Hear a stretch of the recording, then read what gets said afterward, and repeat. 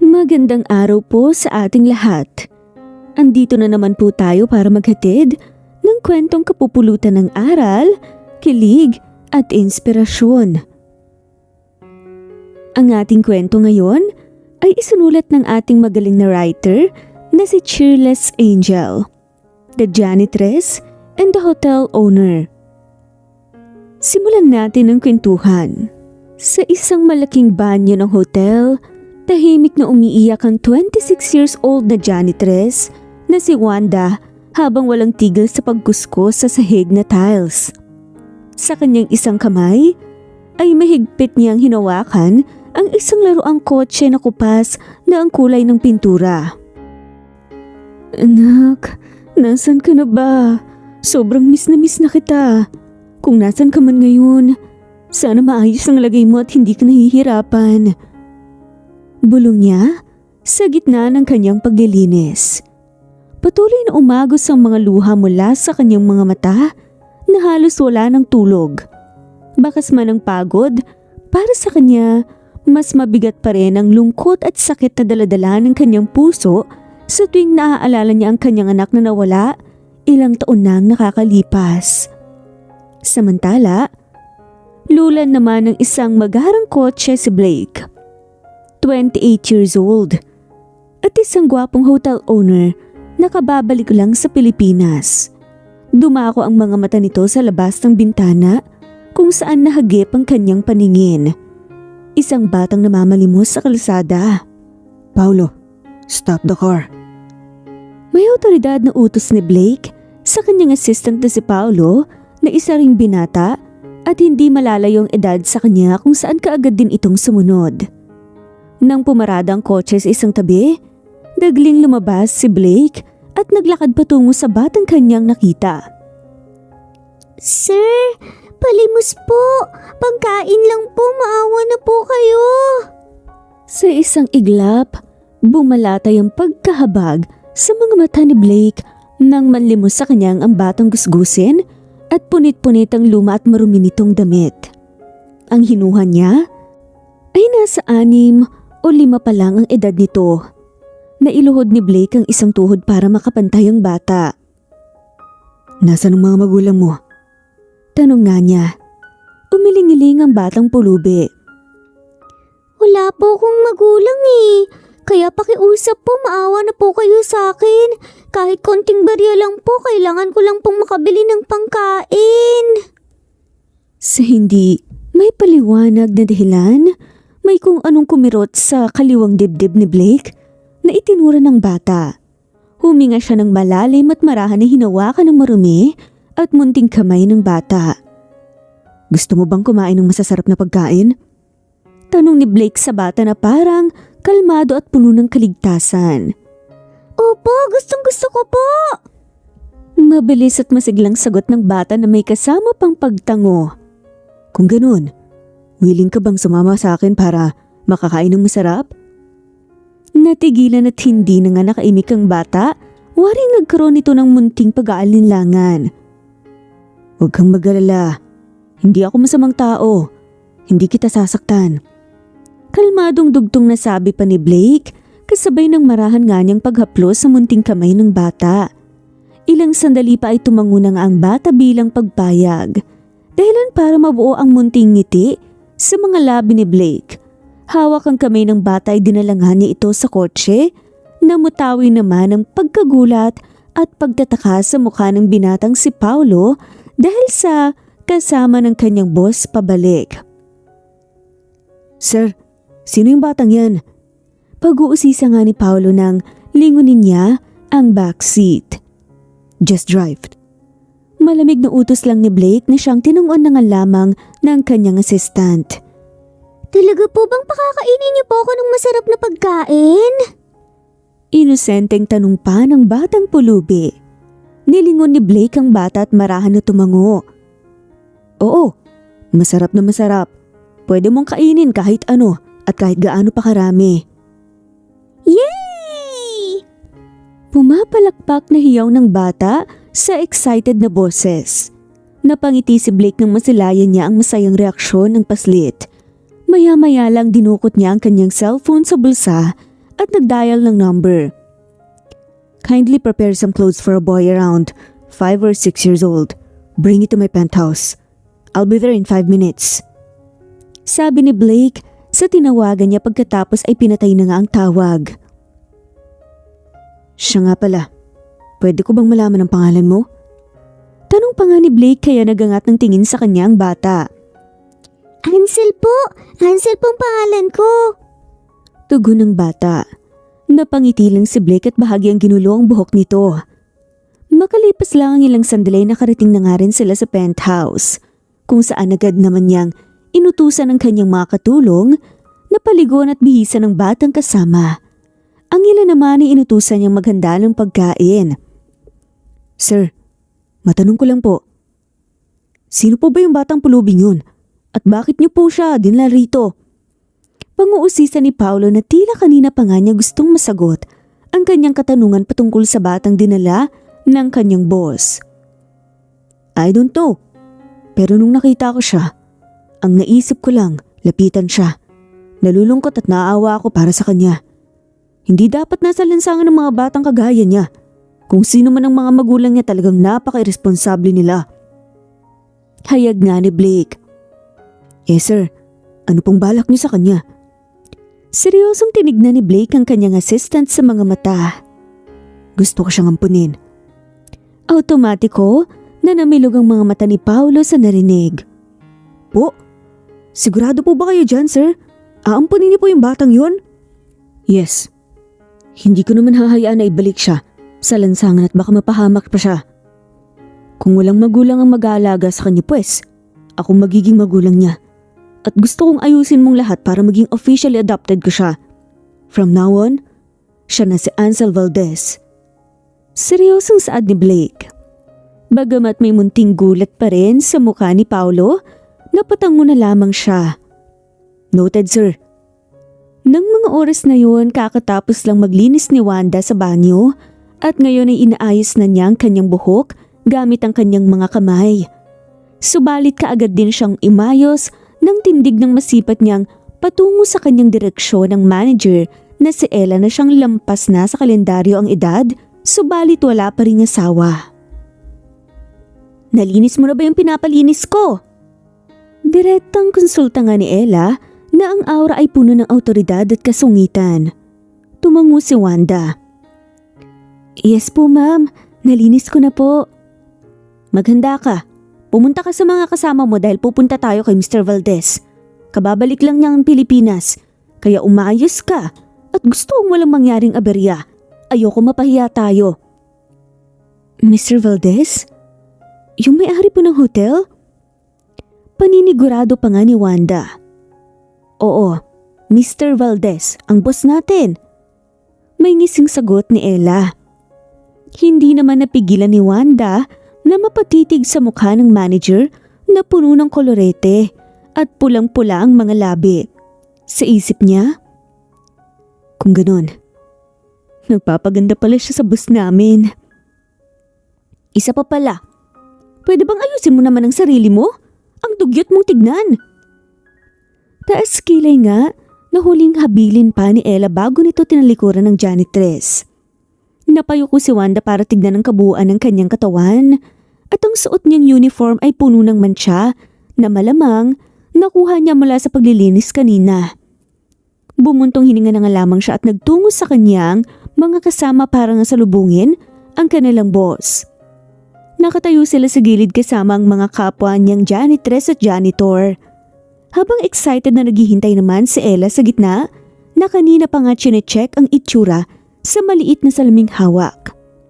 Lumingon kay Wanda ang katabing dalagat kapwa niyang janitress na si Gia para mang-usisa. Ano kayang itsura ng boss natin, no? Nagkibit balikat naman si Wanda. Hindi ko alam, Gia. Ang sabi nila, base sa mga naririnig ko sobrang gwapo raw ni Mr. Valdez. Wala pa raw itong asawa, kaya maraming babaeng nagkakandara pa sa kanya. Kaya tignan mo yung si Ma'am Ella, talaga namang naghahanda pa para makuha ang atensyon ng boss natin, kahit na medyo katandaan na. Hay nako, gwapo man siya o hindi, sana lang hindi siya masungit at salbahing amo. Tanging sabi na nga lamang ni Wanda at napayuko ang nasa isip niya ay sana matapos na ang kanyang trabaho. Nang sa gayon ay makauwi na siya at makapagpahinga. At makalipas ang ilang minuto dumating na nga ang mga importanteng tao na inaabangan nila. Halos lumuwa ang mga mata ng mga tao, lalong-lalo na si Ella habang nakatuon ang paningin sa isang taong patungo nga sa kanilang kinaroroonan. Suot ang black business suit at tila isang model na naglakad si Blake. Habang kasama niya si Paolo at ang ilan sa kanyang mga bodyguards. At kulang na nga lang ay pasukan nga ng langaw ang mga nakaawang na bibig ng staffs. "Hello Mr. Valdez, I'm Ella, I'm the manager." Nagpapakyut pa nga na pakilala ni Ella sa sarili. "Good evening everyone." Malamig at malalim ang boses na bati ni Blake sa lahat. Mula sa pagkakatungo nga sa sahig ay unti-unting nagangat ang tingin si Wanda nang marinig ang boses na yon na tila isang tunog na nagbalik nga ng isang malabong alaala sa kanyang isipan. Matapos bumati ng lahat ng staff pabalik kay Blake, napansin niya ang isang figura na hindi man lang nagsalita. Kaya dumako ang tingin niya rito. Doon ay nagtagpo ang mga mata nila ni Wanda. Parehong namilog ang kanilang mga mata at waring nakilala na nga nilang isa't isa. "Blake?" May gulat na bulong ni Wanda. Tagli siyang nag-iwas ng tingin at napayuko. Hindi siya lubos na makapaniwala na ang boss niya pala ay ang dating nga niyang nakilala. At mas lalong hindi niya akalain na sa muling pagkikita nila isang empleyado at boss ang estado nila. Isang janitress at isang bilyonaryo. Hindi inalis ni Blake ang kanyang paningin sa janitress. Hanggang sa parehong nanumbalik ang isang alaala sa nakaraan na minsan nagbuklod sa kanila. 5 years ago, isang birthday party para kay Wanda ang ginanap sa isang bar na si Irene na stepsister ni Wanda at ang kanyang stepmother ang nag-organisa. Ngunit, lingid sa kaalaman ni Wanda na may masama palang binabalak sa kanyang mag-ina. "So, what is your plan?" Tanong ng ina ni Irene sa kanya habang pinagmamasdan nila ang dalagang si Wanda na nakaupo sa stall at mag-isang umiinom. "Relax ma'am, hindi ako papayag na siyang may kasal sa binatang anak ng mga Valdez. Hindi niya alam na ang party na to ang sisira sa buhay niya. Ang gabing to, mawawala ang puri at tangal niya. After this night, magagalit at madidisappoint sa kanya ang daddy at hindi na matutuloy ang engagement nila ng tagapagmana ng mga Valdez for sure. At ako na, wala nang iba pa ang magiging tanging tagapagmana bilang isang alarkon at ako rin ang magiging soon-to-be wife ng isang bilyonaryo. Habang mawawala na sa landas natin si Wanda." Tugon ni Irene at pareho silang nagpakawala ng kanyang ina ng tawa na parang may masamang binabalak. Ang business ng pamilya ni Wanda ay malapit na ngang malugi. Kung kaya't upang masolusyonan ang matinding krisis na kanilang kinakaharap ay napagkasunduan na ikasal si Wanda sa binatang anak ng mga Valdez. Subalit hindi sang-ayon sa ideyang yon si Wanda. Ngunit para sa kanyang ama, wala rin siyang magagawa. Nang gabing yun, ang mga tao sa loob ng bar ay patuloy na nagsasaya, habang si Wanda nag-iisa at puno ng lumbay sa counter. Ilang sandali lang tumayo na nga siya para magtungo sa restroom. Sinamantala naman ni Irene ang pagkakataon na yon para gawin ang masama niyang plano. Pasimple niyang nilagyan ng drug ang inumin ni Wanda, pagkatapos ay ngumisi. Pagbalik ni Wanda muli lang siyang naupo sa stall at walang pag-aalinlangan na ininom ang alak sa kanyang baso. Walang kamalay-malay na kontaminado nga pala ang pinainom sa kanya. Kaya maya-maya lang nagbibigay sa kanya ng masamang epekto. Paniguradong hindi mo makokontrol ang sarili mo, Wanda. Mag-iinit ang katawan mo hanggang sa maibigay mo ang sarili mo sa ibang lalaki. Magiging kahihiyan ka sa pamilya at tuluyan ka na rin mawawala sa landas namin ni Mommy. Bulong pa nga ni Irene nang makita niyang nainom ni Wanda ang alak. At napangiti nga siya ng matagumpay. Sa paglipas ng ilan pang sandali, isang lalaking dumating at naupo sa katabing stall ni Wanda. Not a fan of a party? Tanong ng lalaki sa isang kaswal na boses. Nilingon ni Wanda ang katabi. Yes, I'm not. Well, likewise. By the way, I'm Blake. And you are? Inilahad ng lalaki ang kamay para sa handshake. Wanda. Pakilala ng dalaga tuluyang nakipagkamay na nga sa lalaki. Nang mga oras na yun, unti-unti na ngang nakaramdam ng kakaiba si Wanda. Naihilo, naiinitan at hindi mapakali. Kaya tumayo siya para sana umalis. Ngunit bigla naman siyang hinawakan nga ng lalaki sa bewang. Mukhang tinamaan kayata ng alak. Tila concerned naman na komento ni Blake. Hindi na nakapagsalita pa si Wanda na hawak-hawak lang ang sentido. Muli sana siyang hahakbang paalis ngunit doon ay tuluyan na nga siyang nawalan ng malay. Napaluhod si Blake habang salunga sa bisig niya ang bewang ng dalaga. Hey miss, gising. Marahan niyang tinampik ang pisngi ng dalaga pero walang response. Iginala ni Blake ang paningin sa paligid ngunit kung saan ang mga tao abala sa pag-e-enjoy dahil doon nawala na nga siya ng choice kundi buhatin si Wanda at dinala sa isang pribadong silid at marahan nga siyang inihiga sa kama. Miss, gising. Muling tinapik-tapik ni Blake ang pisngi nito para gisingin. Gaano ba kasi karaming nainom mo? Maya-maya lang unti-unti na nga ring dumilat si Wanda. Ilang beses pa nga itong napakurap dahil nanlalabo na nga ang kanyang paningin, dulot pa rin ang pagkahilo. Bumangon siya at tumayo. Are you alright? Tanong ni Blake habang pinagmamasdan lang niya ang ginagawa ng dalaga. Hindi sumagot si Wanda at sa halip, ang sunod nga nitong ginawa ay nagdulot ng matinding pagkagulat sa mukha ng lalaki.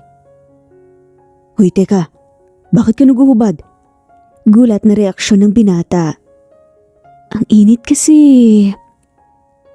Naiusal naman ni Wanda habang patuloy pa nga ring hinuhubad ang suot na dress. Bigla namang napatalikod si Blake at napahawak siya sa kurbata nga sa kanyang leeg at bahagya nga yung niluwagan. Pambihira. Ganito ba malasing ang mga babae? Hindi nagtagal ay muling nagulantang si Blake nang biglang may tumalon sa kanyang likuran. Namataan na nga lamang niya na nakakapit nga sa kanyang leeg ang mga kamay ng dalaga habang ang mga paa nito ay nakapulupot sa kanyang bewang. Teka, let go of me. Ayoko. Nababaliw ka na ba? Bitawan mo ko sabi.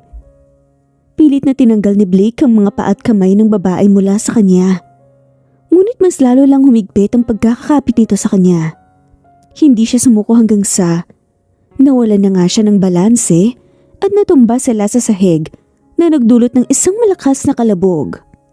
Dammit! Daing ng binata nang makaramdam ng sakit sa katawan. Pwede bang huwag ka nang pumalag? Tura ng babae na siyang nakapatong na nga ngayon sa lalaki. Ani may wala na ito sa katinuan. Pilit namang itinulak ni Blake palayo sa kanyang dalaga at tumayo. Miss, alam kong lasing ka. Pero pwede bang umayos ka naman? Nasaan ang cellphone mo? Susubukan kong tumawag ng taong pwedeng makatulong sa'yo. Napailing si Wanda. Wala sa akin yung cellphone ko eh. Isa pa, tinulungan mo na rin naman akong dalhin dito sa kwarto. Might as well tulungan mo na rin akong ilabas. Ilabas tong init na nararamdaman ko sa katawan ko, please. Kumunot ang noon ng lalaki. Hindi siya makapaniwala sa inaasta ngayon ng dalaga. Nagsimulang mapukol ang mga mata niya sa katawan ni Wanda na tanging underwear na lang ang suot. Pero mabilis nga siyang nag-iwas ng tingin at ipinukol sa ibang direksyon ng paningin. At doon na napansin niya ang pinto. Akmang tutunguhin nga niya sana nang bigla namang tumakbo doon si Wanda para ilak ang pinto. Teka, hindi ka pwedeng umalis. Hindi mo ko pwedeng iwan dito. May pang-aakit na nga sa boses na baling ni Wanda sa lalaki at unti-unting humakbang palapit dito. Automatic naman na napatras ang mga paa ni Blake hanggang sa mapunta nga siya sa kama. patuloy na lumalapit sa kanyang babae na suot sa mukha ang mapang-akit ng ngisi. Habang munting takot naman ang gumuhit sa mga mata ng lalaki na patuloy pa rin umaatras sa kama. Please miss, maghulos dili ka. Yung ginagawa mo mali yan. Huwag mo sanang kalimutan na lalaki pa rin ako at baka pagsisihan mo to. Pakiusap nga ni Blake na itinaas pa rin ang isang kamay para pigilan ang babae. Ngunit sa kabila ng paalala ni Blake, hindi nagpantinag nga si Wanda. Hanggang sa tuluyan na ngang may nangyari sa kanila nang hindi na nga rin nagawang makontrol pa ng binatang kanyang sarili. Natauhan at napabalik na nga lamang sa realidad si Wanda nang biglang may mga daliri ang pumitik nga sa tapat ng kanyang mismong mukha na walang iba kundi si Gia. Hoy Wanda, ayos ka lang ba? Ayos pa naman ako, sagot ni Wanda. Sigurado ka ba? Bigla ka na lang kasi natulala dyan eh. Kanina ka pa nga tinatawag ni Ma'am Ella. Pero parang hindi mo kami naririnig. Kwento pa nga ni Gia. Ganun ba? Siguro dala lang talaga ng pagod. Pagdadahilan na nga lamang ni Wanda, kahit na ang totoo ay sandali nga siyang nalunod sa alaalang nabuhay kanina nang makita ngang lalaki. Sinipat nga niyang paligid at wala na ang kanilang boss, pati na rin ang ibang staffs. Kung saan silang dalawa lamang ni Gia ang naroon, bagay na hindi man lamang niya namalayan. Oo nga pala Wanda, kanina nagbilin nga pala si Sir Blake na pumunta ka raw sa penthouse niya. Automatic na namilog ang mga mata ni Wanda sa narinig. Huh? Pero bakit daw? Malay ko. Pero kanina, napansin ko na nakatitig siya sa'yo. Kaso lang, hindi ko mabasa ang reaksyon ni Sir eh. Kaya balitaan mo na lang ako bukas ha, kung anong dahilan kung bakit nangyari yun. Matapos ibigay ang keycard, ay patakbo ngang lumisan si Gia, bit-bit ang backpack nito. Kumaway-kaway pa. Napatitig naman si Wanda sa keycard na hawak niya. Ano ba yan? Kailan ba matatapos ang araw na to? Gusto ko nang umuwi tsaka magpahinga. Saad na nga lamang niya. Pero bakit naman kaya ako gustong puntahan ni Sir Blake? Posible kayang nakilala niya ako? Ilang taon na ang lumipas. Sana naman. Nakalimutan na niya at hindi na niya natatandaan ang nangyari. Dahil wala ngang choice si Wanda, tinungo na nga lamang niyang penthouse na daladala ang munting kaba sa kanyang dibdib. Kasalukuyan na nga siyang nasa tapat ng isang malaking pinto. Ilang beses nga siyang napahugot ng buntong hininga bago nga niya tuluyang iswipe ang keycard sa sensor. Nakarinig siya ng click na sound. Senyales na bukas na nga ang pinto. Marahan ang bawat hakbang niya papasok sa loob. Tahimik, walang ibang matatanaw kundi ang mamahalin, makikintab at magagandang kagamitan sa paligid. Pati na nga rin ang magandang interior design ng penthouse. Hindi pa rin ako makapaniwala. Halos mapapitlag sa gulat si Wanda nang marinig niya ang boses ng lalaki. Humarap siya sa isang direksyon at doon nga niya nakita si Blake na palapit sa kanyang kinatatayuan. Makalipas ang mahabang panahon, muli tayong magkikita. Dugtong pa nga nasabi ni Blake nang huminto siya sa mismong harapan ng babae. Ha? Hindi ko po kayo maintindihan. Saad na nga lamang dito at nauutal pa. Malikot ang kanyang mga mata at hindi makatingin ng diretsyo sa lalaki. Stop pretending. Malamig na nga ng ani ng lalaki. Hindi po ka nagpe-pretend, sir. Ngayon ko lang po talaga kayo nakita eh. Baka nagkamali lang po kayo. At napagkamalan niyo lang po akong ibang tao. Pero hindi po talaga ako yun. Napangisi si Blake. Mas lalo pang humakbang palapit ang kanyang mga paa at bahagyang yumuko para magtamang kanilang mga mata. I'm not dumb. Hindi ako pinanganak kahapon. At mas lalong hindi pa ako ganun katanda para makalimutan ang pangyayaring yun sa isang birthday party.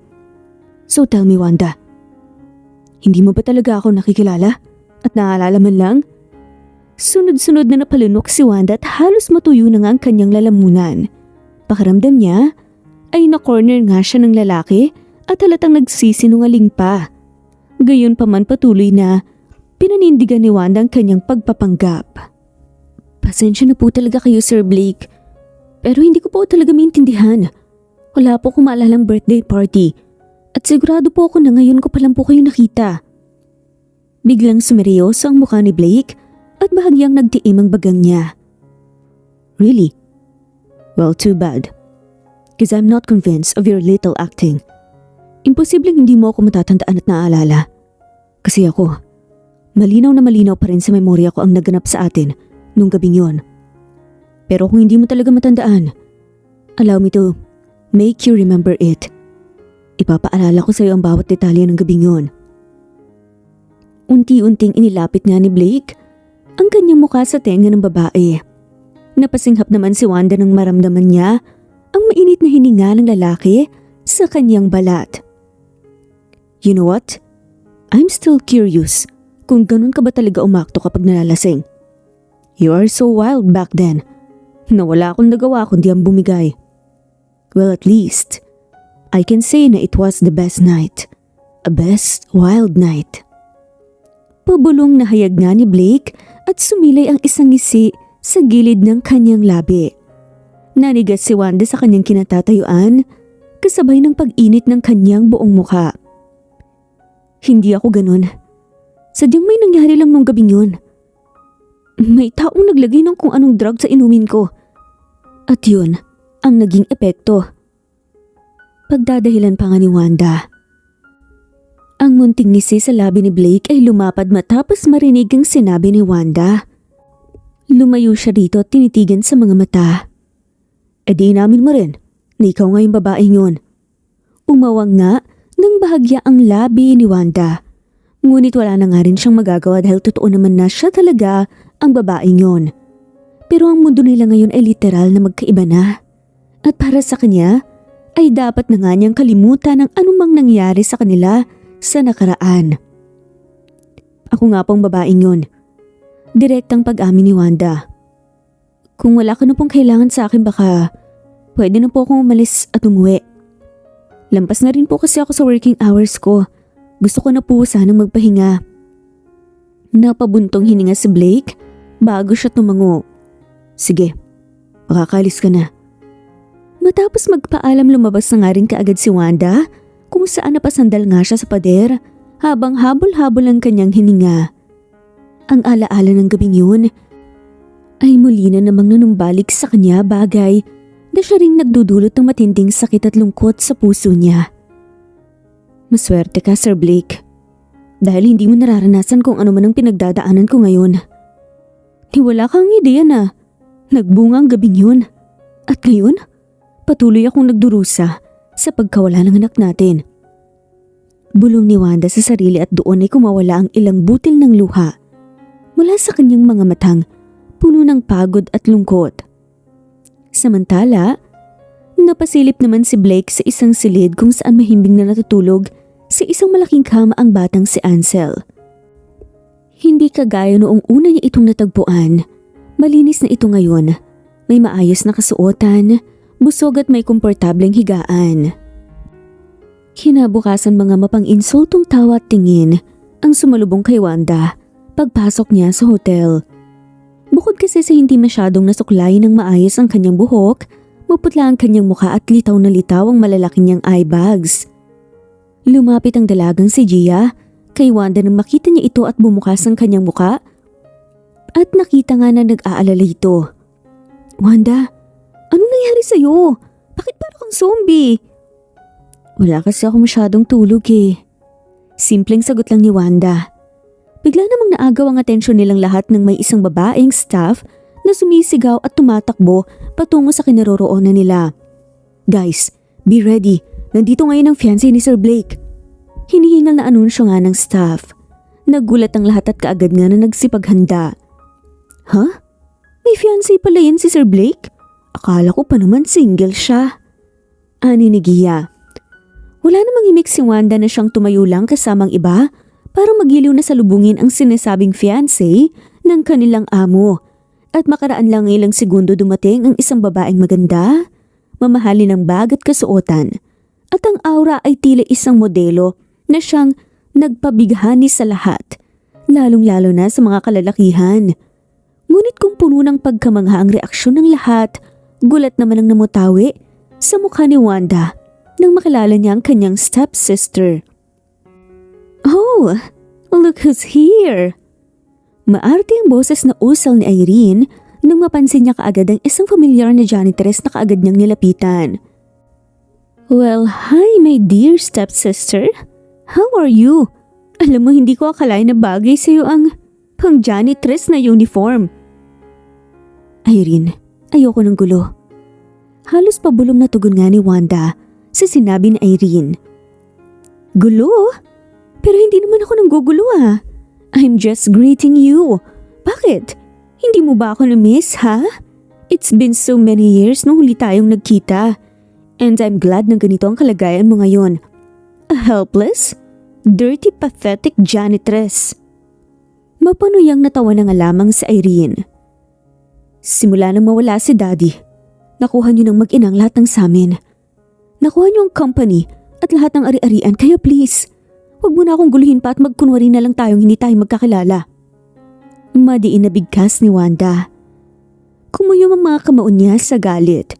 Subalit kinontrol niya ang kanyang sarili at tinilikuran na nga lamang kanyang stepsister. "Wala kang karapatang talikuran ako." Galit na sigaw ni Irene, sabay hila nga nang marahas si Wanda at isang malakas na sampalang naramdaman ni Wanda sa kanyang pisngi na nagpagulat sa lahat. "Akala mo ba? Hindi ko alam ang motibo mo kung bakit ka nandito sa hotel na to ha? Janitress ka lang, Wanda. Wala kang lugar sa buhay ni Blake. Ako ang fiancé niya. Ako ang pakakasalan niya. Tandaan mo to, Wanda. I will make your life living hell. Hanggang sa maisip mong sana namatay ka na lang." Umalis si Irene. Ang mga staff hindi makapaniwala sa eksenang nangyari. Habang si Wanda ay napaluhan na nga lamang at tinulungan nga siyang makatayo ni Gia. Sa kabila ng sakit ng katawan, isang bagay ang napagtanto ni Wanda. Kung ganun, si Blake Valdez pala ang taong dapat na pakakasalan ko noon? Sa isip-isip nga ni Wanda. Matapos ang pangyayaring yun, nagpatuloy pa rin sa trabaho si Wanda at hindi nagpasindak sa banta ng kanyang stepsister dahil batid niyang wala nga siyang ginagawang masama. Bukod pa ron, ay ibang-iba na nga ang mundo niya kumpara kay Irene, mundo na inagaw lang din sa kanya. Sa loob naman ng penthouse kasama ni Blake ang batang si Ansel na kumakain sa mahabang marmol na mesa. Nga po pala, kailan niyo po pala ako ibabalik sa lansangan? Inosenteng tanong ng bata matapos malunok ang kinakain. Pinunasan ni Blake ang munting sauce sa ibaba ng labi ng bata gamit ang kanyang hinlalaking daliri bago sinagot ang tanong nito. Hindi na kita ibabalik doon. Po? Bakit po? Kasi dito ka natitira. Hindi mo na kailangan bumalik sa kalsada para mamalimos. Dito maraming masasarap na pagkain. May mga maayos kang damit at may komportable kang tulugan. Talaga po? Tumango-tango si Blake. Oo, at simula ngayon Papa nang itatawag mo sa akin. Gusto mo ba yun? Opo, Papa. Mabilis at masayang sagot ng bata. May kung anong humaplos naman sa puso ni Blake nang marinig niyang tinawag siyang Papa nito. Pakiramdam niya ay talagang anak niya ang bata at kahit batid niyang hindi niya ito kaano-ano nangako siya sa kanyang sarili na ituturing niya itong parang tunay niyang anak. Kasalukuyang nagmamap ng sahig si Wanda sa hotel nang mapatigil nga siya sa ginagawa dahil narinig niya ang boses ni Gia na tumatawag sa kanya at lumapit ito. Wanda? Oh, bakit Gia? Tanong ni Wanda nang harapin niya ito. Excited naman ipinakita ni Gia ang isang keycard. Pinigay ito kanina ng assistant ni Sir Blake. Pumunta ka raw sa penthouse niya. Kumunot ang noon ni Wanda. Ha? Sinabi ba kung bakit? Hindi Basta pumunta ka na lang din. Ikaw may utang kang kwento sa akin tungkol sa unang beses na pinapunta ka niya sa penthouse niya. Kaya magiging pangalawa ng utang kwento mo, yung ngayon. Tinanggap na nga lamang ni Wanda ang keycard at nabalot nga ng usisa ang isip niya kung ano na naman kaya ang pakay sa kanya. Nagmamadaling nagpaalam si Gia para bumalik sa trabaho. Si Wanda naman ay tinabi na nga muna ang mga dalangan niyang cleaning materials para pumunta sa pinakataas na floor ng hotel kung saan nakalukit ang penthouse ng kanyang amo. At tulad ng unang beses, malaya siyang nakapasok sa loob gamit ang keycard. Iginala niya ang kanyang mga mata para hanapin ang taong siyang nagpapunta sa kanya roon. I'm here. Napapitlag na nga lamang si Wanda nang marinig niya ang malalim na boses ng lalaki. Humarap siya sa direksyon nito at tumambad sa kanyang katawan. Nakatapis lamang ng towel. Waring katatapos lang maligo dahil nga rin sa basa pa nitong buhok. Sir, ano po bang kailangan niyo sa akin? May pag-uutos po ba kayo? Kailangan ko rin po kasing bumalik sa trabaho kaagad dahil baka pagalitan po ako ng manager namin. Tumaas ang kilay ni Blake. Teka, sino nga ulit ang may-ari ng hotel? Kumunot ang noon ni Wanda ngunit sinagot niya pa rin ang tanong sa kanya. Ikaw po. Exactly. That means I am your boss. At kapag pinatawag ko ang empleyado ko kasama yun sa trabaho niya. So kalimutan mo yung manager na sinasabi mo. Bahagyang umawang ang bibig ni Wanda. Sa napagtanto, kaya napatango na nga lamang siya. Anyway, may ilang katanungan lang ako sa'yo kaya kita pinatawag dito. Ano po yun, sir? Humakbang palapit si Blake sa babae kung saan ibinaling ni Wanda ang mga mata sa ibang direksyon sa kadahilan ng hindi niya matignan ang katawan ng lalaki. Palaisipan kasi sa akin kung bakit nandito ka ngayon sa hotel ko bilang janitress. Sa pagkakaalala ko nung unang beses na nagkita tayo, maayos naman ang pananamit mo. May mga mamahaling alahas at mukhang galing ka sa mayamang pamilya. Not to mention na ang party na yon ay exclusive lang sa mga mayayaman. So what happened? May hindi ka ba sinasabi sa akin, Wanda? Nagangat ng tingin si Wanda sa lalaki. Pinagmasdan niya ang mga mata nito at doon nga, bakas niya ang pagdududa. Hindi na rin siya magtataka kung iniisip nito ngayon ay katulad nga ng iniisip na Irene na sinadya niyang maging janitor sa hotel para kay Blake. Ako ang ex-fiancé mo, Blake. Sa isip-isip lang ni Wanda. At hindi niya yun direktang sinabi dahil batid nga niyang kapag sinabi niya ang tungkol doon, maoobliga siyang ipaliwanag ang lahat ng nangyari noon. Bagay na ayaw nga niyang gawin dahil babalik lamang ang masasakit na nakaraan. Alam ko po kung anong iniisip mo, sir. Pero nagkakamali ka. Coincidence lang po ang lahat. At kung bakit ako naging janitress bigla. Sa tingin ko, hindi po ako obligadong sabihin at ipaliwanag sa iyong lahat. At kung wala na po kayong ibang kailangan sa akin, alis na po ko. Akmang alis na nga sana si Wanda subalit bigla siyang hinawakan ni Blake sa braso. May tanong pa ako sa iyo, sabi ng lalaki.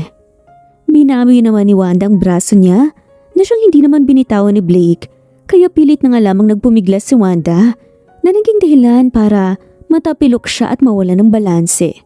At para makakuha ng suporta ay aksidente niyang napakapit nga sa puting tuwalya nakatapis sa ibabang parte ng katawan ni Blake at nahila yun kasabay ng pagbagsak niya sa sahig. Nanlaki mga mata ni Blake nang maramdaman na lang wala na nga ang munting telang tumatakip sa pribadong parte ng katawan niya. Dahan-dahan na tumayo si Wanda at dumako nga ang tingin niya sa hubad na katawan ng lalaki. Unti-unting napayuko si Blake para tignan ang kanyang alaga at doon ay pareho silang napasigaw. Nang biglang, Papa? Isang munting tinig ang umalingaw-ngaw na mas lalong nagpalaki sa mga mata ni Blake. Kaya hinila niya si Wanda at pareho silang nahiga sa likod ng sofa para itago sa kanilang mga sarili. Kung saan tinakpan pa nga niyang kanyang palad at sa bibig nga nito inilagay para pigilan ang paglikha ng ingay. Papa, nandito ka po ba? Tanong ng batang si Ansel habang ang mga mata ay palingalinga sa paligid ng bahay at ilang sandali lang umalis din ito at pumasok sa isang kwarto. Nang mga sandaling yun, tila nanigas ang buong katawan ni Wanda. Nakatagilid na nga lamang siya habang nasa kanyang likuran naman si Blake at kahit ramdam niya ang malamig na sahig, mas nangibabaw pa rin ang init ng katawan ng lalaki sa kanyang balat. Namula rin ang kanyang muka nang maalala niyang wala nga palang saplot ang buong katawan ni Blake. Mukhang wala na siya. Usal nga ni Blake at nakahinga ng maluwag. Nakahinga rin ng maluwag si Wanda nang alisin na ng lalaking kamay nito sa kanyang bibig. But just to make sure, kailangan kong masuot ulit ang towel ko, which is kailangan mong kunin para sa akin. Ani pa nga ni Blake. Teka, bakit ako? Kung hindi ka o sino? Alangan namang ako, di ba? Gusto mo bang gumapang ako na hubot-hubad? Paano na lang kung nandyan pa yung bata at makita kong ganito? Kung tutuusin, kasalanan mo to eh, dahil tinanggal mo yung towel ko. Alam mo, kapag naalala ko kung gaano ka ka-wild nun, mas naiisip kong sinasadya mo tong lahat. Oo na nga, ako na ang kukuha. Sikmat ni Wanda para pulutin nga ang sinasabi ng lalaki. Dahan-dahang kumilos si Wanda, palayo sa lalaki upang masigurong hindi niya mahahawakan o mararamdaman ang alaga ng lalaki at gumapang na nga lamang palapit sa kinaroroonan ng towel. Simple pa siyang napalingalinga para masiguradong walang ibang tao at mabilis na kinuha sa sahig ang puting tuwalya. Gumapang siya pabalik habang nakatakip nga ang isang kamay sa kanyang mga mata at inabot nga ang tuwalya sa lalaki. Parang ang unnecessary namang takpan mo pang mata mo. Samantalang nakita mo naman na to kanina. Hindi lang kanina. Nakita mo na rin to at nahawakan noon, di ba? Pili yung turan nga ni Blake dahilan para mag-init ang magkabilang pisngi ng babae. Tahimik na natawa lamang si Blake bago niya ipinalibot nga ang tuwalya sa kanyang bewang. Bahagya namang ipinaghiwalay nga ni Wanda ang ilang daliring nakatakip sa kanyang mga mata para silipin kung nasuot na nga ng lalaking towel at nang kanyang makumpirma ay dagli na nga lamang siyang tumayo at walang ano-ano'y kumaripas ng takbo palabas ng penthouse. Naiwan namang natatawa at naiiling ang lalaki. Sa paglipas ng ilang araw ay mas lalo pang ang nadagdagan ng pagod ni Wanda nang tila lalong naging malupit sa kanya ang kanyang manager. Sa hindi may paliwanag na dahilan kung saan maya't maya ang utos nga nito sa kanya kahit na lampas na sa oras ng trabaho at kahit na sobrang pagod na nga siya. Gayunpaman, bilang isang janitress wala naman siyang magawa kundi ang sumunod na nga lamang sa utos ng mas nakakataas sa kanya. Sobrang sakit ng ulo ko, pati na rin ang katawan ko. Mukhang magkakasakit na yata ako. Pagod na usal nga ni Wanda sa sarili nang sumandal na nga siya sa pader para ipahinga sandali ang katawan. Ilang sandali lang, biglang dumating si Gia. Wanda, teka, ayos ka lang ba? Ang putla mo ah. Pagod lang ako. Uwi ka na ba? Oo, ikaw ba? Hindi ka pa ba uuwi? Umiling si Wanda. Hindi pa eh. May pinapalinis pa kasi sa aking kwarto si Ma'am Ella. Naku, mukhang sobra na yang si Ma'am Ella ah. Ilang araw ka na niyang dinadagsa ng trabaho kahit tapos naman ng working hours. Kung hindi lang siya manager, naku, matagal ko na siyang nakumpronta. Masyado siyang entitled eh.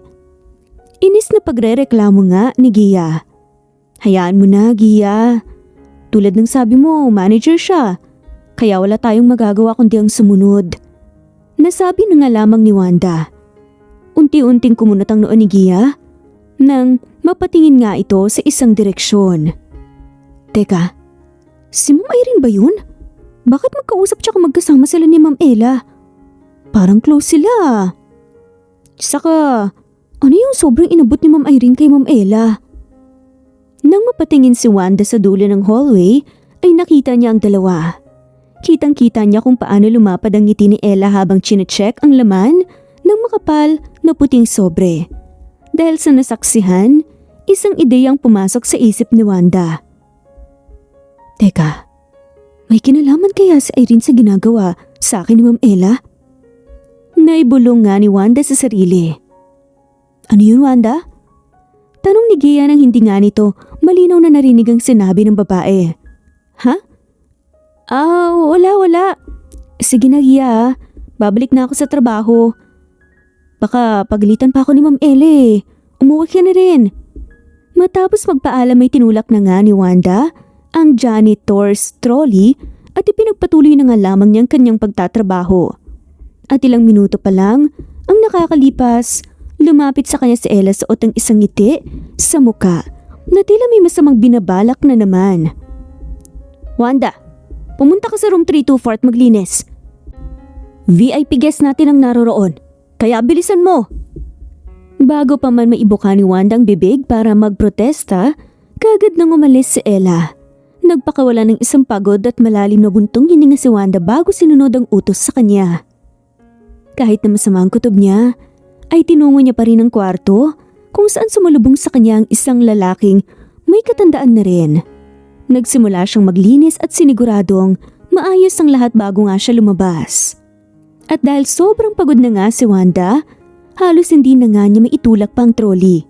At minsan ay nagpapahinga muna siya ng ilang segundo sa hallway hanggang sa huminto nga siya sa tapat ng elevator. Bumukas ang elevator subalit bago pa man nga siya makapasok sa loob, narinig niya ang ilang araw na tumatawag sa kanya at pumipigil. Natanaw niya ang lalaking VIP guest at si Ella na may kasamang dalawang security na tumatakbo patungo sa direksyon niya. Saan ka pupunta, Ella, ha? Tingin mo ba makakatakas ka? Walang iya ka talaga, Wanda. Hindi lang akong sinira at saka pinahaya mo, kundi ang buong hotel. Magnanakaw? Bumalatay nga ang pagtataka sa buong mukha ni Wanda dahil hindi niya mawari kung ano ang binibintang sa kanya ng manager. Sandali lang, Ma'am Ella. Ano po bang sinasabi niyo? Anong magnanakaw? Wala naman po akong ninakaw Hindi ko po kayo maintindihan. Litong-litong reaksyon na nga lamang ni Wanda. At talagang nagmamaang-maangan ka pa, ha? Huling-huli ka na, Wanda. Nilingon ni Ella ang dalawang security guard, sabay sabing, halugugin niyo siya. Dagling sinunod ng mga security ang inutos ni Ella sa kanila. Kinapkapan nga si Wanda ng mga to pagkatapos ay hinalughog ang trolley hanggang sa natagpuan nga ng security ang isang cellphone, pitakang may lamang cash at mamahaling relo. Nanlaki mga mata ni Wanda sapagkat hindi nga niya alam kung paano napunta doon ang mga yon. Teka, hindi ko ninakaw yan. Hindi ko alam kung paano napunta yan sa trolley. Wala talaga akong ninakaw. Maniwala kayo sa akin. Ibang klase ka rin talaga, Wanda. Kapos ka na ba talaga at nagawa mo pang magnakaw? VIP guest pa talaga ang biniktima mo. Hindi ka na nahiya. Isang sampalang iginawad ni Ella sa kahabag-habag nga na janitress. Sakto namang patungo sa direksyon nila ang hotel owner na si Blake kasamang assistant nito dahilan para magliwanag ang mukha ni Ella. Humanda ka, Wanda. Dahil sa ginawa mo, tiyak akong hindi to palalampasin ni Sir Blake. May ngising sabi pa nga ni Ella. Anong nangyayari dito? Bungad na tanong nga ni Blake. Sir, itong walang kwentang janitress na to, ninakawan ng VIP guest natin. Sumbong nga ni Ella. Napalingon si Blake kay Wanda. Hindi ako nagnakaw. Hindi ko alam kung paano napunta yung mga gamit na yun sa trolley. Kahit tanggalan niyo pa ako ng trabaho o kahit patayin niyo pa ako, isa lang ang sasabihin ko. Hindi ako nagnakaw at hindi ako magnanakaw. Nangihinang sambit nga ni Wanda. Ani may wala ng lakas para ipagtanggol ang sarili. Na-check niyo na rin ba ang CCTV? Seryosang tanong nga ni Blake. Sir, hindi na po kailangan. Malinaw namang nagnanakaw ang babaeng yan. Siya lang naman ang naglinis sa kwarto ng VIP guest natin. Tapos nag-report ang guest na nawawala na ang ilan sa mga gamit at pera niya. At nakita lahat yun sa trolley dala-dala mismo ng janitress na yan. Parusahan niyo na siya. Giit pa nga talaga ni Ella, determinadong idiin nga ang janitress sa isang kasalanan. Paolo, i-check ang CCTV. Utos nga ni Blake sa kanyang assistant na hindi binigyan ng pansin ng mga sinabi ni Ella na siyang nagsimulang magpanik at kumbinsihin si Blake na wag nitong ituloy ang pag-check ng CCTV dahil si Wanda naman talaga ang nagnakaw. Noted po, sir. Tugon nga ni Paolo at dagling nagtungo sa control room para i-check ang footage. At naningkit ang mga mata ni Paolo nang mapanood ang monitor. Napalunok ito at kaagad na bumalik sa kanyang boss para i-report ang kanyang nakita. Sir, base po sa CCTV footage, Ang VIP guest po mismo ang naglagay ng mga gamit niya sa trolley. Automatic na napaluhod ang lalaking VIP guest sa sahig na halos may katandaan na rin at nagsimulang humingi ng tawad. Sir, nagawa ko lang naman po yun dahil inutusan lang po ako. Please, huwag niyo po sana akong parusahan. Itinuro nga nito si Ella. Si Manager Ella po mismong nag-utos sa akin na gawin yun. Pinigyan niya po ako ng malaking halaga para i-frame up at saka pagbintangan lang magnanakaw ang janitress. Kumuyom nga ang kamao ni Blake sa narinig at nagsimula na nga rin dumilim ang mga mata nito. Napaluhod si Ella at nagsimulang magsumamo. Sir, wala pa akong kasalanan. Napag-usapan lang po ito. Si Ma'am Irene po siyang nang-utos sa akin. Siya po ang nag-utos sa akin na pahirapan si Wanda. Sir, maawa naman po kayo sa akin. Huwag niyo po akong tatanggalan ng trabaho. Si Irene? Tanong nga ni Blake. Opo sir, si Ma'am Irene po. Yung fiancé niyo? Sagot nga ni Ella. Lalo namang sumingkit ang ulo ni Wanda sa kanyang mga nalaman at lubos na nga siyang nangihina at nahihilo kaya napakapit siya sa trolley bilang suporta. Subalit, ilang segundo lang ay tuluyan na nga siyang nawalan ng malay. Mabilis na rumesponde si Blake kaya nasalungan nito ang babae. Napahawak siya sa noo ni Wanda at doon nga napamura siya.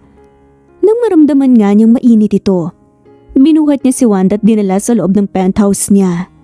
Maingat niya itong inihiga sa kama kung saan isang alaala sa nakaraan ang nanumbalik. Ngunit iba ang senaryo ngayon.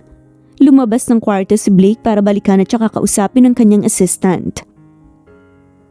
Paulo, ikaw nang baala sa pagpaparusa sa VIP guest. Tanggalin mo na rin sa trabaho si Ella at siguraduhin mong hindi na siya makakapasok pa sa kahit na anong hotel dito sa buong bansa. Si Ma'am Irene po, ano pong balak niyo po sa kanya? Alamin mo kung anong connection niya kay Wanda at kung anong motibo niya. Okay sir, ako na pong bahala. Nang umalis si Paulo, bumalik din kaagad si Blake sa kwarto. Tumawag siya ng doktor para i-check ang lagay nga ni Wanda at nag-utos din siya ng katulong para bihisan ito ng damit. At ngayon, tahimik na pinagmamasdan ni Blake ang babaeng wala pa ring malay. Tila malalim ang iniisip nito. Puno ng tanong ang kanyang isipan. Nabatid niyang tanging si Wanda lamang ang makakasagot. Kinabukasan, nagising si Wanda dahil nga sa sinag ng araw na siyang tumatama sa mukha niya mula sa salaming pader ng kwarto. Sinipat niya ang paligid nang mapaupo siya sa kama at pagtataka ang siyang unang namutawi sa kanyang mga mata. Sakto namang bumukas ang pinto at niluwal nun ang munting batang may dalang isang baso ng gatas. Gising na po pala kayo. Ani nga ng bata. Nangilid ang mga luha ni Wanda. Unang tingin niya pa lang sa bata ay may kung ano na nga siyang naramdaman. Teka, bakit kinuto ang nararamdaman ko? Bakit parang pakiramdam ko? Anak ko siya. Sa isip nga ni Wanda. Hello po! Ako po pala si Ansel. Mabuti naman po at gising na po kayo. Kamusta pong pakiramdam niyo? Natigilan si Wanda nang marinig niya ang pangalan ng bata. Bakit ka pangalan niyang anak ko? Hindi. Posibleng nagkataon lang yun. Marahil siya yung batang tumawag ng papa kay Blake ng nakaraan. E di ibig sabihin, anak siya ni Blake. Anak kaya niya kay Irene? Pero hindi pa naman sila kasal ah. Anak niya kaya sa ibang babae? Sabi pa nga ni Wanda sa isip niya. Medyo ayos ng pakiramdam ko. Ang papa mo ba ang tumulong sa akin? Tugon nga ni Wanda sa bata nang maalala nga niya ang nangyari kagabi. Tumango-tango si Ansel.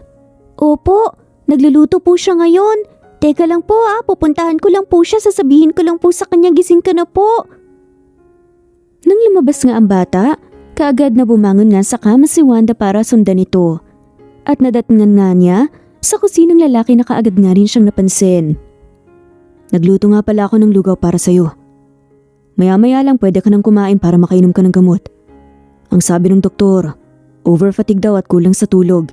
Yun ang dahilan, kaya ka nawala ng malay. Siya nga pala, nagutos ako ng katulong na magpalit ng damit mo. Baka mamaya kung ano pang isipin mo. Wika nga ni Blake sa babae nang makita nga niya ito. Napayuko si Wanda para tignan ang suot niya. Ni hindi man lamang niya namalayan ni iba na nga ang damit niya. Salamat nga pala. Tanging sambit na nga lamang ni Wanda bagamat medyo nangihina pa rin. Hindi naman na yun kagaya kagabi dahil ngayon ay mas maayos na nga ang pakiramdam niya. Papa, siya po ba yung ituturing ko pong mama mula ngayon? Biglang tanong nga ni Ansel na siyang umagaw nga sa atensyon ni Wanda. Gulong-gulo naman si Blake. Ansel, sige na, maglaro ka na muna sa kwarto mo. Napatango-tango na nga lamang ito. Sige po, Papa. Nang umalis ang bata, nagkatinginan sina Blake at Wanda, pero mabilis nga din silang nag-iwas ng tingin sa isa't isa. Bumalik ka na muna sa kwarto. Dadalhin ko na lang yung lugaw mo. Ani nga ni Blake sa babae nang balikan nga niya ang niluluto. Hindi nagsalita si Wanda at sinunod na nga lamang ang sinabi ng lalaki. Bumalik siya sa kwarto at maya-maya lang, katulad ng sinabi ni Blake, nagtungo na nga ito sa silid, bitbit ang isang tray na may isang mangkok na lugaw, tubig at gamot. Nakaupo lang si Wanda habang pinagmamasdan ng kilos ng lalaki. At hindi niya inaasahan ang ginawa nito. Sumandok ng lugaw si Blake, gamit ang kutsara at hinipan nga ito bago itinapat sa bibig ni Wanda para subuan niya. Ako na. Kaya ko naman eh. Kaya ko naman kumain mag-isa. Utal-utal na usal pa nga ni Wanda. No, just open your mouth at kumain ka na. Sagot ni Blake at hindi nagpatinag. Naiilang na nga lamang na dahan-dahang ibinuka ni Wanda ang kanyang bibig at niyon-nuya na nga lamang ang lugaw na isinubo sa kanya. Hindi mapakali si Wanda sa sitwasyon nila ngayon. Dahil bukod sa magkalapit ang kanilang muka, hindi niya kailanman iniisip na aalagaan siya ng ganito ng kanyang boss. Matapos kumain, uminom na nga ng gamot si Wanda, kasabay nun ay biglang may kumatok nga sa pinto. Come in. Utos nga ni Blake sa taong nasa labas ng kwarto. Bumukas ang pinto at iniluwal nga nun si Paolo at parehong naglandas ang mga mata ni na Blake at Wanda sa hawak nito. Pinabili po kasi ako ni Ansel. Bilin po kasi niya sa akin, sir. Naibigay ko lahat ng hingin niya. Para saan po ba tong mga costume ng tiger, butike tsaka unicorn? Kunot noong tanong ni Paolo patukoy nga sa mga telang costume na hawak niya.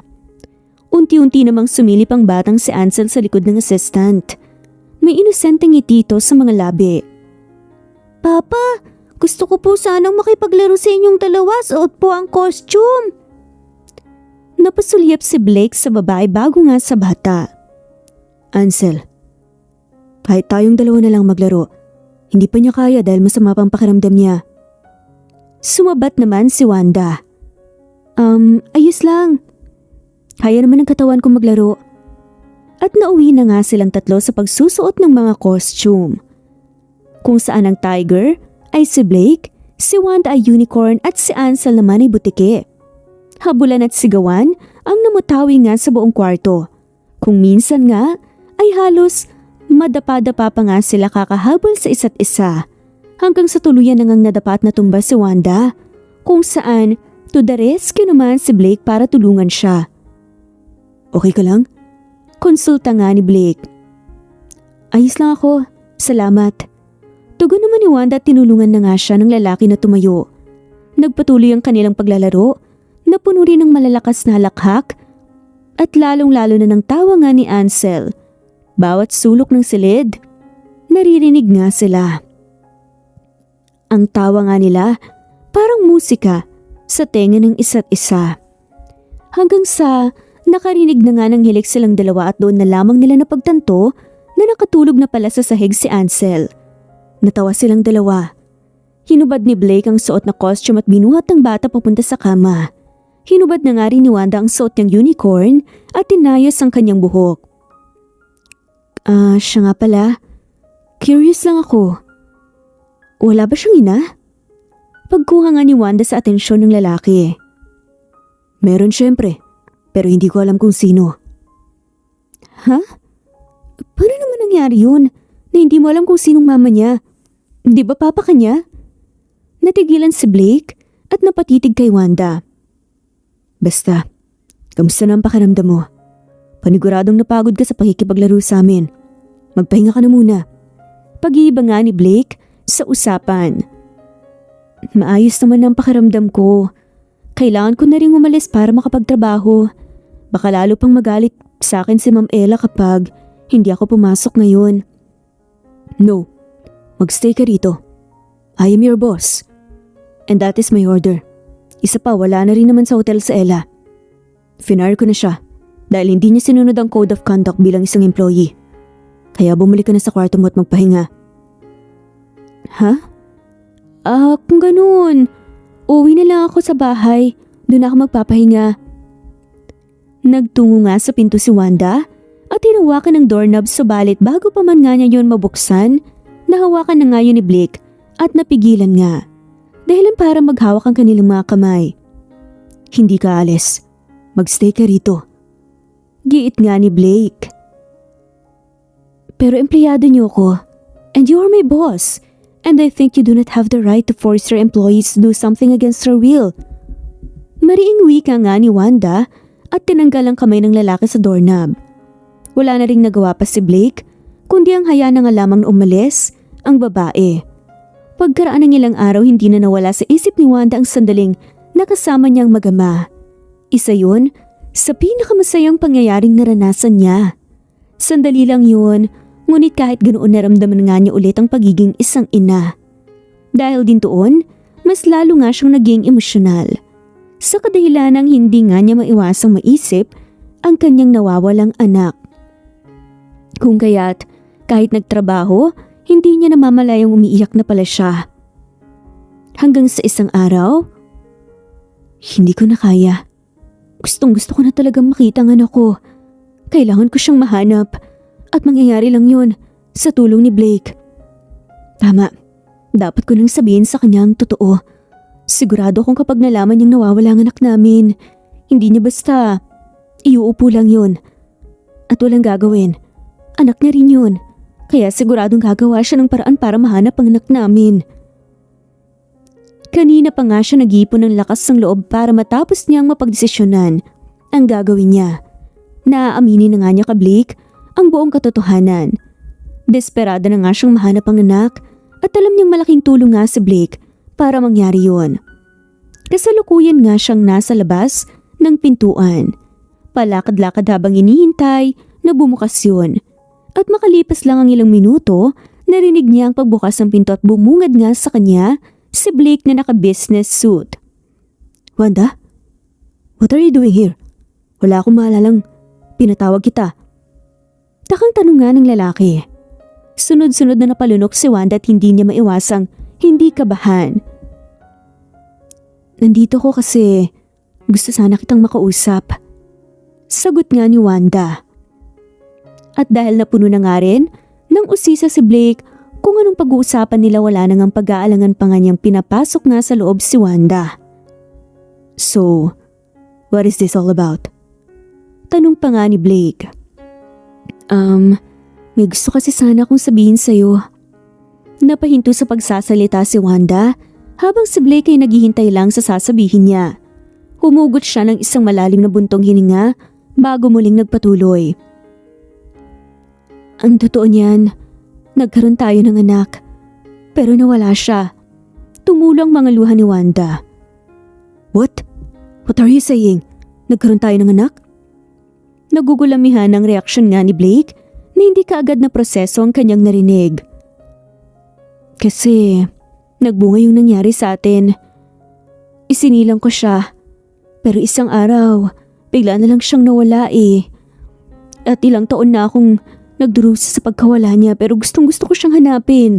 Ang kaso, hindi ko alam kung paano, kaya naisip kong sabihin na lang sa'yo ang totoo para humingi ng tulong na hanapin ang anak natin. Pahayag pa nga ni Wanda. Pero bakit ngayon mo lang sinabi sa akin? Wanda, bakit ngayon mo lang sinabi sa akin ang lahat? Tumaas ang boses ni Blake dahil sa magkahalong galit, sakit at lungkot ng kanyang nararamdaman. I'm sorry. Hindi ko rin kasi talaga alam kung paano ipapaliwanag ang lahat eh. Lalo na't ilang taon na ang lumipas at magkaiba na ang mundo natin ngayon. Paliwanag nga ni Wanda. Hinubad ni Blake ang coat na suot at niluwagan nga ang kanyang necktie. At dahil sa hindi mapigilang bugso ng damdamin, binasag nga nito ang isang mamahaling flower vase para doon ibunton ang galit. Kaya napapitlag si Wanda at bahagyang natapuan nga ng takot ang kanyang puso. Gayunpaman, labis niyang naintindihan ang naging reaksyon ng lalaki. Pagkaraan ng ilang sandali at patingin na nga lamang si Blake, sa umiiyak pa rin si Wanda at hindi nga niya napigilan ang sarili niyang lapitan ito at niyakap ng mahigpit. Shh! Don't worry, hahanapin ko ang anak natin. Wika nga ni Blake. Dahil sa narinig lalong napahagulgol si Wanda at napayakap na nga lamang pabalik sa lalaki. Ngayon gumaan nga ang kanyang pakiramdam. Nagkaroon siya ng pag-asa at ngayon ay may karamay na nga siya at katuwang sa paghahanap sa kanyang anak. Hindi naman nag-aksaya ng oras si Blake dahil inutusan kaagad niya ang kanyang assistant na si Paulo na gawin ang lahat para simulan ang paghahanap sa kanyang anak. Paglipas ng isang linggo, kasalukuyang nakaupo sa sofa habang nakaharap na sa malaking TV screen na nakabukas si Blake. Umiinom siya ng wine ngunit tila malayo ang isip niya. Hanggang sa biglang dumating si Paulo. Sir, hindi ka po maniniwala sa nalaman ko. Bungad nga ni Paulo sabay napaluhod sa sahig at nilagay sa isang salaming mesa ang mga dalanga niyang litrato. Tumuwid ng upo si Blake at tinungga ang huling laman kanyang wine glass. Sakay tinutok ang atensyon sa mga litratong pinapakita ng kanyang assistant. Sir, base sa mga nakalap kong impormasyon tungkol kay Miss Wanda at Ma'am Irene, konektado po sila sa isa't isa. Si Miss Wanda ay isang Alarcon na anak ni Mr. Alarcon, ang stepfather ni Ma'am Irene, at si Miss Wanda naman ang biological daughter. Napagalaman ko rin na nang mamatay ang ama ni Miss Wanda, itinakwil siya ng mag-ina at sinolo nila ang lahat ng naiwan ni Mr. Alarcon. Sandali, saad nga ni Blake at hindi nga niya mapigilang magtaka. Ibig sabihin, si Wanda, siya yung anak ni Mr. Alarcon. Kung ganun, siya dapat ang fiancé ko. Tama? Tama po kayo, sir. Sagot nga ni Paulo. Natigilan si Blake sa kanyang napagtanto. Alam ko pong nagulat kayo sa revelasyon ko, sir. Pero may mas nakakagulat pa po dyan. Dagdag pa nga ng wika ni Paulo. Anong ibig mong sabihin? Ano pa ang mga dapat kong malaman? Isa-isang inilapag ni Paulo ang mga litrato ni Wanda sa isang bar kung saan nagaganap noon ang kanyang birthday party. Sa mismong birthday ni Miss Wanda, nagplano sa kanya ng masama si Ma'am Irene. May inilagay siya sa inumin ng stepsister niya. Sa tingin ko, ang motibo niya ay inggit. Dahil gusto niyang siyang maikasal sa'yo para sa kanya mapunta ang buhay na dapat para kay Miss Wanda. Nabuntis si Miss Wanda, pero kalaunan, nawala rin ang anak niya. Huwag po sana kayong mabibigla. Dahil nahanap po namin yung taong kumidnap sa bata at inamin ito ng stepsister at stepmother mismo ni Miss Wanda ang nagpakidnap sa anak niyo. At ang batang yun ay si Ansel, sir. Siya po yung batang inampun ninyo. Tila isang pasabog ang lahat ng mga impormasyong nalaman ni Blake. Na-overwhelm nga siya sa mga revelasyon. Inihilamos niya ang kanyang mga palad sa kanyang mukha at nagpakawala ng sunod-sunod na malalalim na buntong hininga. Paano nangyari ang lahat ng to? Kailangan managot ni Irene, pati na rin ang nanay niya. Hindi ko to palalampasin. Nagawa nilang lahat yun sa mag-ina ko noon. Pero ngayon, sisiguraduhin kong magbabayad sila. Ipunin mo ang lahat ng ebidensya, Paulo. Kausapin mo yung attorney natin. At siguraduhin mong mabubulok sila sa kulungan kapag naipakulong ko na sila. Madiin na wika ni Blake. At nang maproseso na nga niya ang kanyang isipan, doon na nga bumuhos ang emosyon niya. Naluha nga siya habang dama niya pa rin ang kanyang dibdib. Papa, bakit po kayo umiiyak? Inosenteng tanong ni Ansel sa kanyang ama. Dumako ang tingin ni Blake sa kanyang anak at daglingan niya itong nilapitan. Saka niyakap ng mahigpit. Anak, pangako, lahat ng nanakit sa inyo ng mama mo, mananagot. Po? Ano pong ibig niyong sabihin, Papa? May nanakit po kay Mama? Usisa pa nga ni Ansel nang kumalas siya sa yakap ng kanyang ama. Sa halip na sumagot, muli lang niyakap ni Blake ang anak niya. At sumapit na nga ang araw na pinakahihintay ni Blake, ang revelasyon. Sa gitna ng malawak at green golf course ay nakatayo si Blake kasama ang kanyang anak na siyang pumapalakpak nga matapos ngang paliparin ni Blake ang maliit na puting bola palayo na dumapo sa kabilang dulo ng damuhan. Pagdating ni Wanda ay natanaw niya ang magama. Dagli nga niyang tinungo ang kinaroroonan ng mga to. Blake, anong meron? Bakit mo ko pinatawag? May balita ka na ba tungkol sa anak natin? Sunod-sunod na pag-usisa nga ni Wanda. Mabuti naman at nandito ka na. May ngiting usal nga ni Blake pagkatapos ay napatingin ito sa likuran ni Wanda na tila may naaaninagan at mukhang nandito na rin sila.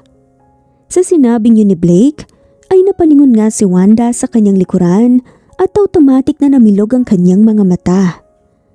Ang kanyang stepsister at stepmother na kanyang kinamumuhian ay patungo ngayon sa direksyon nila na may malawak na ngiti sa mga labi.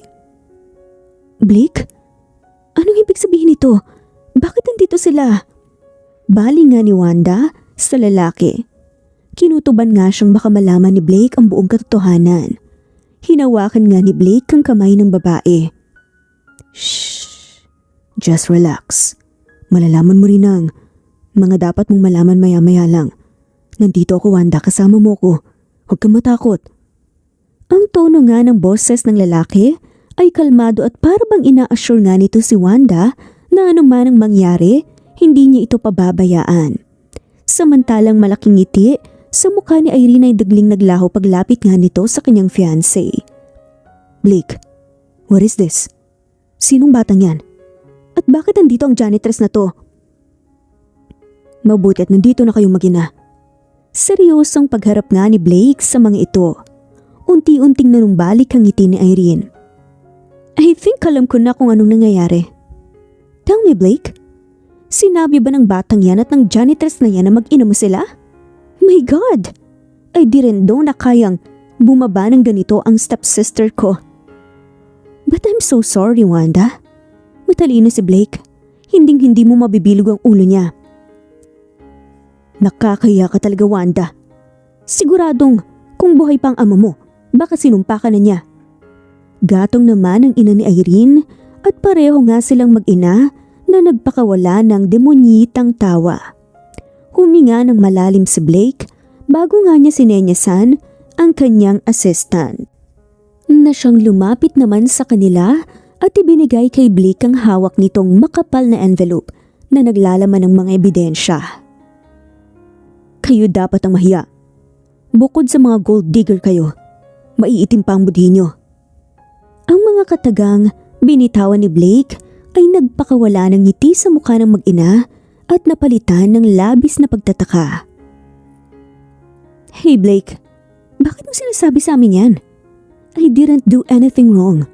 Kung ano man ang mga sinabi ng babaeng to, huwag kang maniwala sa kanya dahil sinungaling siya. Gusto niya lang tayong siraing dalawa dahil naiinggit siya sa akin at gusto kanyang agawin. Oh come on Blake, I'm your fiancé.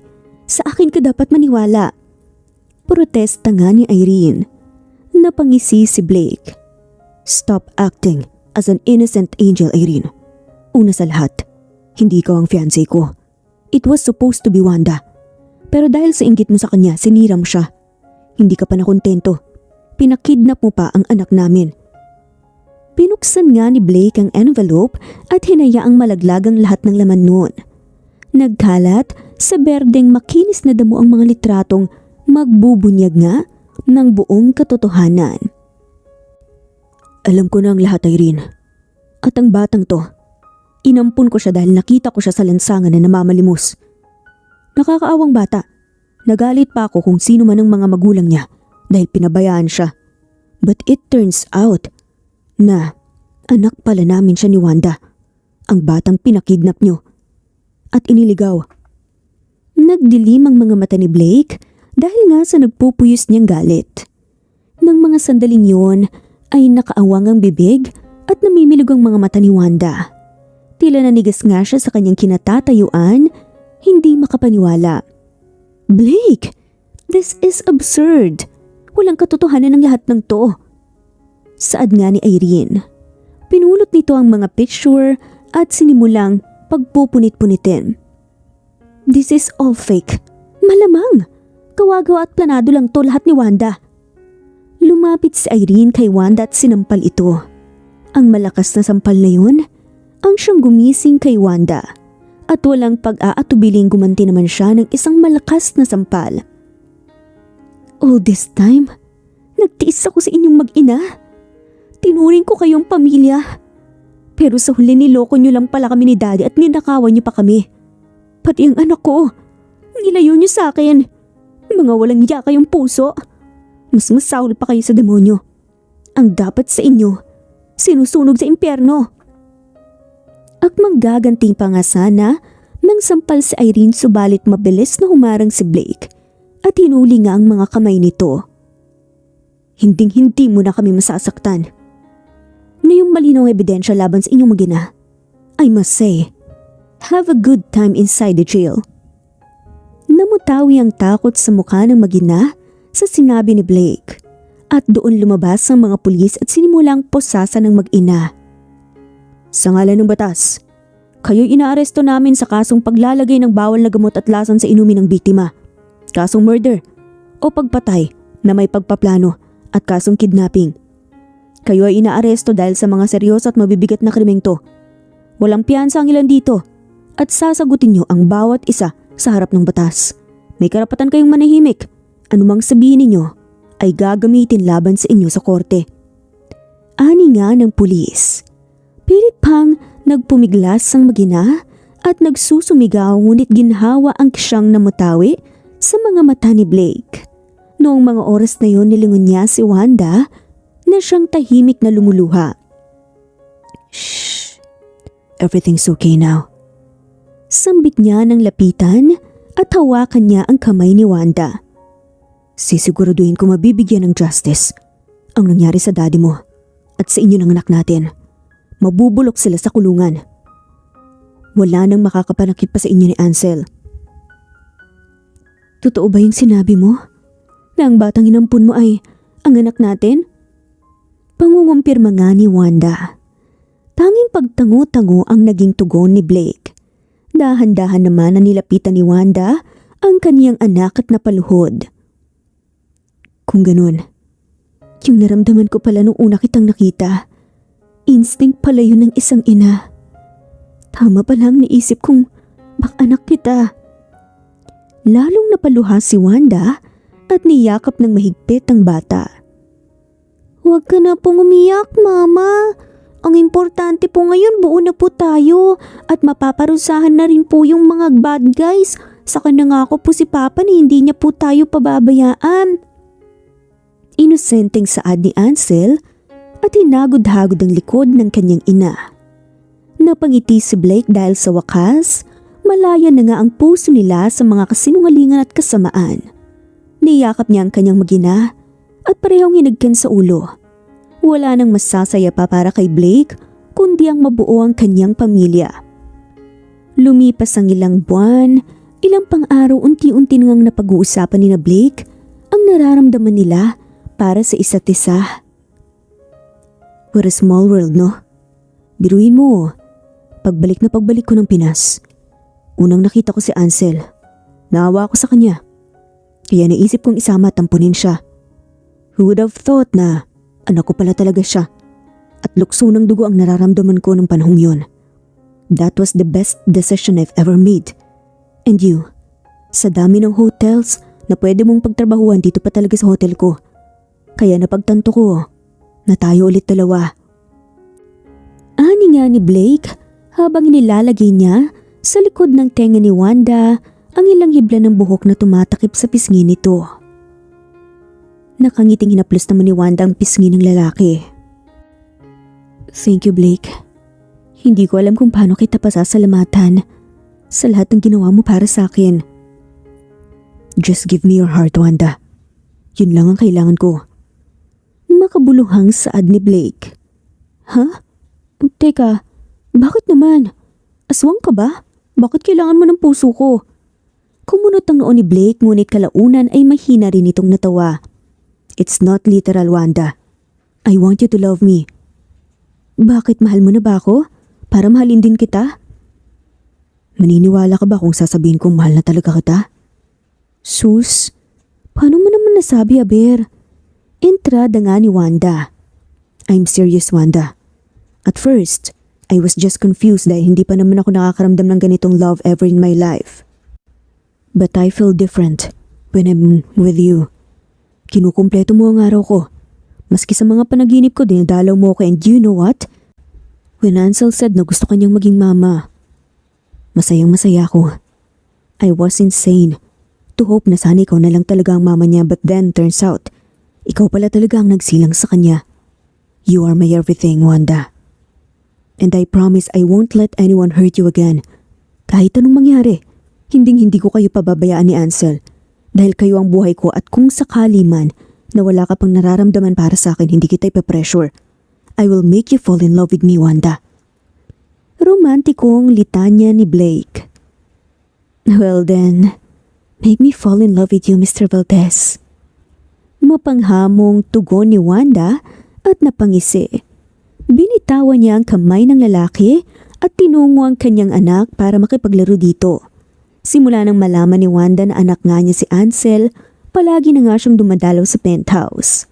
At kahit nakatuon na nga kay Ansel ang buo niyang atensyon, hindi maitatanggi na para sa kanya, may lugar na rin si Blake sa puso niya. Subalit hindi niya pa yun masasabi, sapagkat sa palagay niya ay maaga pa nga para doon at nais pa niyang mas makilala ng husto ang ama ng kanyang anak. Hindi tumigil sa pagiging janitress si Wanda. Sa katunayan, mas sumipag pa nga siyang magtrabaho dahil ngayon ay may rason na nga siya para mamuhay ng maayos at makabuluhan. Ngayon ay nasa cafeteria nga si Gia at Wanda habang kumakain dahil break time nila sa trabaho. At kapansin-pansin ang mapanuksong tingin ni Gia sa kaibigan, kaya hindi na nga niya napigilan ng sarili na magkomento. Teka, parang blooming ka. Napapansin ko na nagiging masayahin ka nitong mga nakaraan. Alam mo, nahihiwaga na talaga ako sa'yo. Ibang-iba ka na kasi kaysa Wanda na nakilala ko noon. Bakit? Anong klaseng Wanda ba yung kilala mo noon?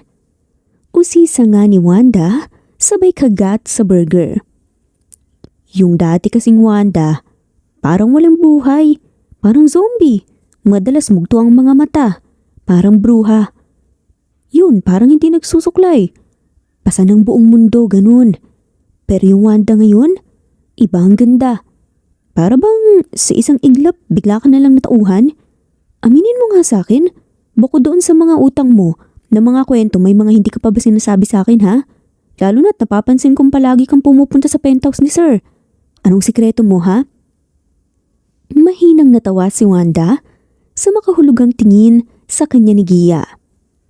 Ang totoo niyan, Gia, gustong-gusto ko rin talagang ikwento sa iyo ang lahat eh. Pero tingin ko kasi kukulangin ng isang araw para maintindihan mo ang buong kwento. Pero huwag kang mag-alala. Kapag nagkaroon ng tamang pagkakataon, sasabihin ko rin sa iyong lahat. Sige aasahan ko yan. Bulalas nga ni Gia. Matapos kumain na natili muna sa cafeteria si Gia at Wanda para magpahinga. Kasama rin nila roon ang iba pang empleyado na kasalukuyang nagpapahinga at kumakain. Hanggang sa biglang may isang katulong ang lumapit kay Wanda at nagabot ng isang bouquet ng bulaklak. Kumunot ang noo ni Wanda sa pagtataka. Pero may ideya na nga rin siya kung sino ang posibleng nagbigay noon sa kanya. Magandang bulaklak para sa isang magandang binibini. Saad pa nga sa sulat. Dahil doon nagtakang karamihan. Ang iba, tinukso siya. Habang ang iba ay napapaisip kung kanino galing yun. Ilang sandali pa, bumukas ang maluwag ang pinto ng cafeteria. Pumasok si Blake, ang may-ari ng hotel na kilala ng lahat. Malinis ito at matikas ang tindig. Suot ang mamahaling suit, kasunod nga niya ay ang batang si Ansel na maayos ang pananamit. Natigilan ang lahat, tumahimik ang buong paligid. Walang makapaniwala nga kung bakit naroon ang kanilang amo at lalo na kung bakit nakatingin ito ng diretsyo at puno ng damdamin kay Wanda.